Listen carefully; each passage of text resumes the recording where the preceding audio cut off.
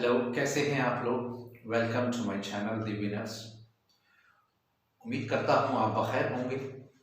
मैं आपका दोस्त सैयद राशिद अली फिर एक मर्तबा आपकी खिदमत में हाजिर हूँ। आज मैं जो टॉपिक आपके साथ शेयर करने जा रहा हूँ वो बहुत ही हसास है, बहुत ही सेंसिटिव है। मेरा टॉपिक है ये जनरेशन कितनी आसानी के साथ अपने पेरेंट्स का दिल दुखा देते हैं और एहसास तक नहीं करते। तो मैं अपनी बात यहीं से शुरू करता हूँ। कभी कभी यंगस्टर्स कुछ इस तरह के फैसले ले लेते हैं जल्दबाजी में कि जिसका नुकसान तमाम उम्र रहता है, और न सिर्फ उसका नुकसान उन दोनों के लिए रहता है बल्कि ये समझ लीजिए कि पूरे ख़ानदान को उसकी कीमत चुकानी पड़ती है। मैं बात कर रहा हूँ उन गर्ल्स और बॉयज़ की जो एक ही मुलाकात में, एक ही नज़र में एक दूसरे को दिल दे देते हैं, एक दूसरे के साथ इन्वॉल्वमेंट हो जाता है, अफेयर शुरू हो जाता है, और उसका नतीजा ये होता है कि वो उस मकाम पर पहुंच जाते हैं चंद मुलाकातों के बाद कि अब हमें आगे के बारे में क्या सोचना है, और चंद रोज़ के बाद वो इस फैसले पर पहुंच जाते हैं कि अब हमें शादी कर लेनी चाहिए। उसका नतीजा ये होता है कि दोनों के पेरेंट्स इस बात के लिए बिल्कुल रज़ामंद नहीं होते। और मैं आपसे बता दूं, जो इस तरह की शादियाँ होती हैं अमूमन वो कामयाब नहीं होती। एक बात। दूसरी बात, अगर कामयाब हो भी जाती है, चलिए यही मान लेते हैं, तो क्या हमारा ये फ़र्ज़ है कि हम अपने पेरेंट्स को सिर्फ चंद महीनों की मुलाकात की वजह से उनको नज़रअंदाज कर दें, उनको इग्नोर करना शुरू कर दें?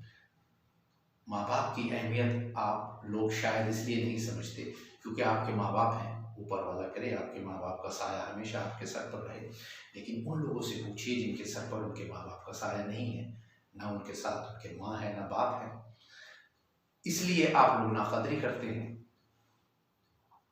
मैंने ऐसे बहुत सारे बच्चों को देखा है जो ऐसा फैसला ले लेते हैं, बल्कि इस तरह का फैसला लेने के बाद वो अपने माँ बाप की ज़िंदगी से खुशियाँ छीन लेते हैं। उनके चेहरे पर जो तबस्सुम रहता था वो सारा तबस्सुम ख़त्म हो जाता है, वो हंसी ख़त्म हो जाती है।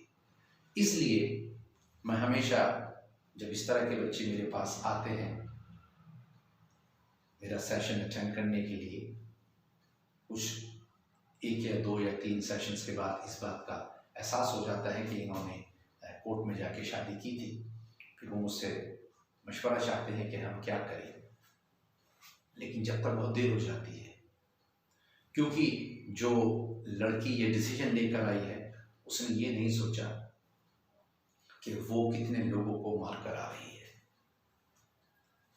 ये एक तरह से मार नहीं है कि आपने अपनी, जिन्होंने आपको पाल पोस के बड़ा करा, आपने सिर्फ चंद मुलाकातों में उन लोगों को भूल गया, उन तमाम तर रिश्तों को, उन जज्बात को, उन इमोशंस को एक ही आपने नज़र में ख़त्म कर दिया।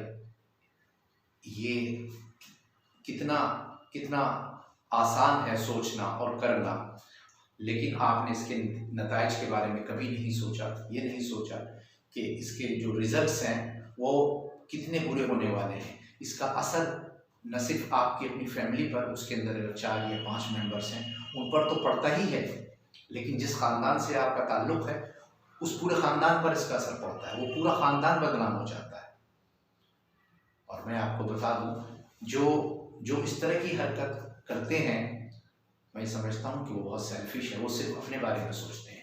उनके पीछे उनकी 2 बहन है, 3 बहन है, 4 बहन है या 2 भाई हैं, उनके बारे में न वो लड़की सोचती है न वो लड़का सोचता है। तो इसलिए मैं आप लोगों से ये रिक्वेस्ट करूँगा, ऐसा फ़ैसला लेने से पहले एक मर्तबा आप अपने पेरेंट्स के बारे में ज़रूर सोचिए। वो आपसे बहुत ज़्यादा जुड़े हुए होते हैं, बहुत से पेरेंट्स अपने जज्बात का इजहार कर देते हैं और बहुत से पेरेंट्स नहीं करते।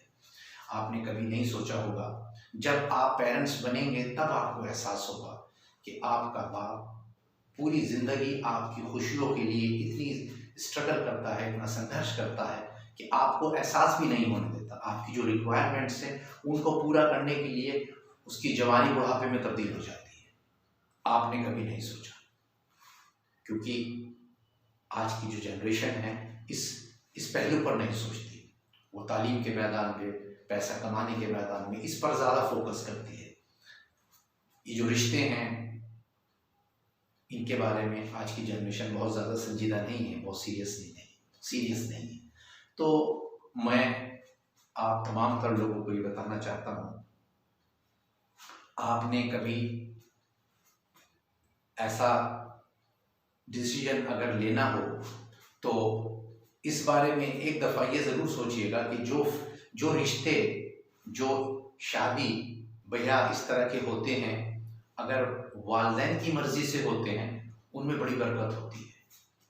वो हमेशा कामयाब रहते हैं और पूरी ज़िंदगी चलते हैं इस तरह अपने डिसीजन लिए हुए, क्योंकि मैच्योरिटी की भी एक उम्र होती है। इतनी जल्दी आदमी मैच्योर नहीं होता। अगर कोई ये जनरेशन ये सोचती है, ये तो हम मानते हैं कि ये जनरेशन बहुत इंटेलिजेंट है, बहुत जीनियस है, पहली जनरेशन के मुकाबले अगर हम उससे कंपेयर करते हैं तो नो डाउट बहुत ज़्यादा इंटेलिजेंट है। लेकिन एक चीज़ आप ये भूल जाते हैं कि मैच्योरिटी आहिस्ता आहिस्ता आती है, ग्रेजुअली इट कम्स। ऐसा नहीं होता कि आप 20 साल की उम्र में पहुंचते हैं और आपको 40 साल का एक्सपीरियंस हो जाएगा, ये 40 साल वाली मैच्योरिटी आपके अंदर 20 साल में आ जाएगी। ऐसा पॉसिबल नहीं होता। हर चीज़ का वो एक सिस्टम बना रखा है ऊपर वाले ने, तो वो अपने सिस्टम से ही चलती है हर चीज़, तभी वो जाकर रंग लाती है। तो जिस उम्र में आप ये फैसले लेते हैं उस वक्त आप मैच्योर नहीं होते और इमेच्योरिटी की वजह से ऐसे डिसीजन ले लेते हैं जिसका अंजाम ये होता है कि पूरी फैमिली डिस्टर्ब हो जाती है, बिखर जाती है और माँ बाप तो हमेशा हमेशा के लिए जीते जी मर जाते हैं। आपके दूसरे बहन भाई समाज में मुंह दिखाने के काबिल नहीं रहते। लेकिन परेशानी और मसला ये है कि उनको ज़िंदगी गुजारनी है, क्योंकि उनके साथ बहुत सारे अफराद जुड़े हुए हैं, 4 या 5 या 6 लोग हैं, तो उनको तो छोड़ के नहीं जा सकते, ना उनको मारा जा सकता है।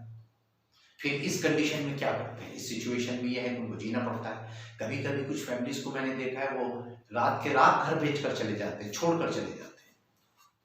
उनकी लड़की छोड़कर किसी के साथ चली गई, किसी लड़के के साथ, तो वो ये कहते हैं कि हम अब समाज में मुंह दिखाने के काबिल नहीं रहे। तो आप इतना बड़ा फैसला कैसे ले सकते हैं? आपको कम से कम ये सोचना चाहिए, जिन्होंने आपको पाल पोस कर बड़ा किया है, आपके चेहरे पर खुशी लाने के लिए उन्होंने अपनी ज़िंदगी ख़त्म कर दी है, कितनी कुर्बानी ये वो लोग देते हैं, और आप सिर्फ एक मुलाकात में, किसी से एक मुलाकात हुई, आपने उसको दिल दे दिया, दूसरी मुलाकात में वायदे वहीद हो गए आपके, और तीसरी मुलाकात में इस नतीजे पर पहुंच गए कि हम अगर पेरेंट्स उसके लिए रजामंद नहीं हैं तो हम कोर्ट में शादी कर लेंगे। तो मैं ये समझता हूँ कि ये जो फैसले हैं, जल्दी में लिए हुए फैसले हमेशा नाकामयाब रहते हैं।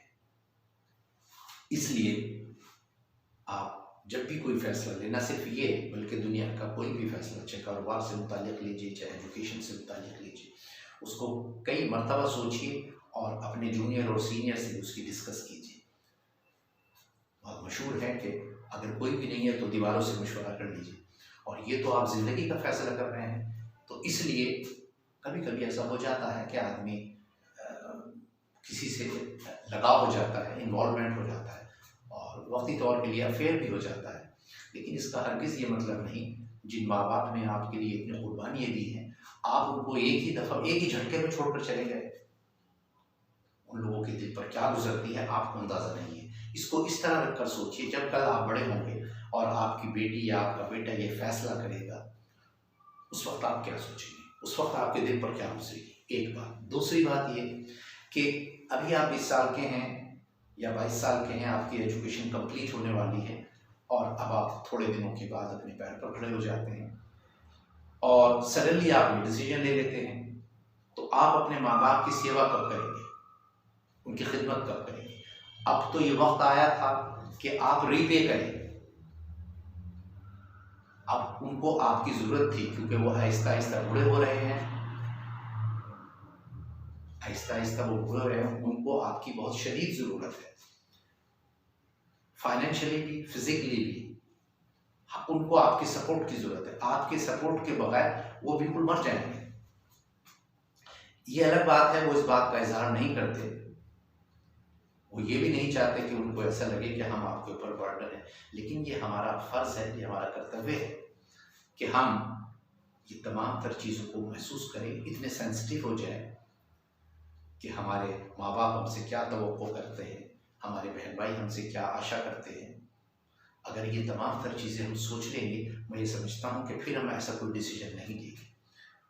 और आखिर में फिर अगर इस तरह का कभी कोई मसला पेश आ जाए, कभी कभी हो जाता है, कोई इस तरह की सिचुएशन क्रिएट हो जाती है, आप किसी फंक्शन में गए या कहीं गए, अजीज़दारी में गए और कहीं किसी इस तरह का कुछ हालात पैदा हो गए, तो मेरी ये बात ज़रूर दिमाग में रखिएगा कि आपके साथ बहुत सारे लोग जुड़े हुए हैं।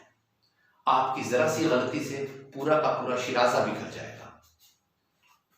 इसलिए आप जब भी इस तरह का कोई कदम उठाएं तो ये सोचिएगा कि मेरे बूढ़े माँ बाप, मेरे बहन भाई, मेरे नाना नानी, दादा दादी, अगर वो हयात हैं, अगर वो ज़िंदा हैं, तो उन तमाम तर लोगों को अपने सामने रखिएगा और फिर ये फैसला लीजिएगा।